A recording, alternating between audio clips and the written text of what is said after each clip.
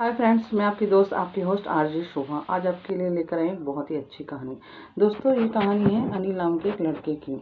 अनिल बहुत ही परेशान रहता था और अपने आप को बेकार और निकम्मा समझता था।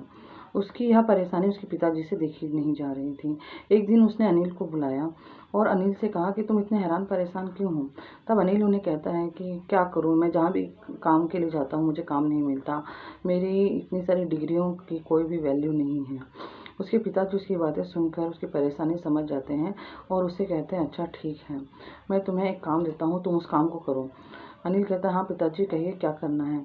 तब अनिल के पिताजी उसे एक बहुत ही पुरानी घड़ी देते हैं और उसे कहते हैं कि तुम यह घड़ी बाहर बाजार में ले जाकर बेचो और देखो कि इसकी कितनी कीमत तुम्हें मिलती है, लेकिन तुम इसे बेचना मत, बस इसकी कीमत का ही पता लगाना।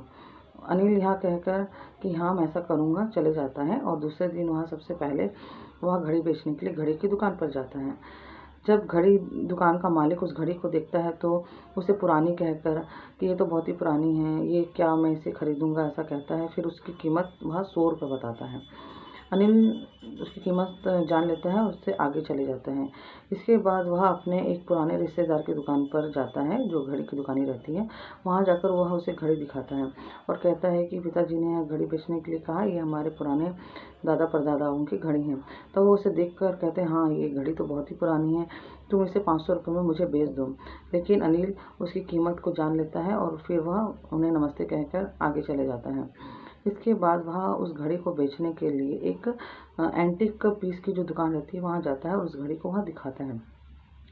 दुकान का मालिक उस घड़ी को देखता है, उसे वह घड़ी बहुत ही पसंद आती है। वह उसकी कीमत 50,000 रुपये बताता है। अनिल को बहुत ही आश्चर्य होता है कि अभी यह घड़ी की कीमत 100 रुपये थी, 50,000 हो गई।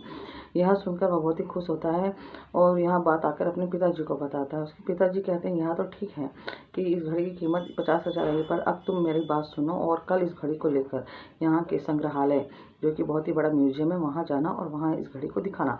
फिर देखते हैं कि इसकी कीमत कितनी। पिताजी कहते हैं कि कल तुम ऐसा करना, यहाँ के संग्रहालय म्यूजियम में जाना और वहाँ जाकर इस घड़ी की कीमत को पता करना।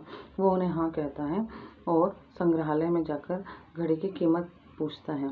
संग्रहालय में उस घड़ी को देख के वे बहुत ही खुश होते हैं। उसे बताते हैं, तो बहुत ही 1000 वर्ष पुरानी घड़ी है, तुम इस घड़ी की कीमत क्या पूछ रहे हो, मैं तो यह तो बहुत ही अनमोल घड़ी है। यह सुनकर उससे बहुत ही आश्चर्य होता है। फिर भी वह पूछता है कि प्लीज़ आप बताइए कि इसकी कीमत कितनी होगी। तब वहाँ दुकान का मालिक कहता है कि यह कम से कम 5 लाख की घड़ी है, मैं तुम्हें इसकी 5 लाख कीमत अदा करने के लिए तैयार हूँ, प्लीज़ तुम यह घड़ी मुझे दे दो। वह उन्हें नमस्ते कहता है और कहता है कि मैं घड़ी बेच नहीं सकता, बस मुझे इसकी कीमत ही पता करनी थी। और यह बात वहाँ आकर अपने पिताजी को बताता है। तब उसके पिताजी कहते हैं कि देखा तुमने, इस घड़ी की कीमत अलग अलग लोगों ने अलग अलग प्रकार की बताई, अपने अनुसार उन्होंने इसकी कीमत बताई। उसी प्रकार हम सभी अनमोल हैं और हमारी कीमत वही बता सकता है जो कि हमसे सर्वश्रेष्ठ हैं। तो अपने समय का इंतज़ार कीजिए। तब तक के लिए गुड बाय, गुड नाइट। मैं आपकी दोस्त आपकी होस्ट आरजे शोभा।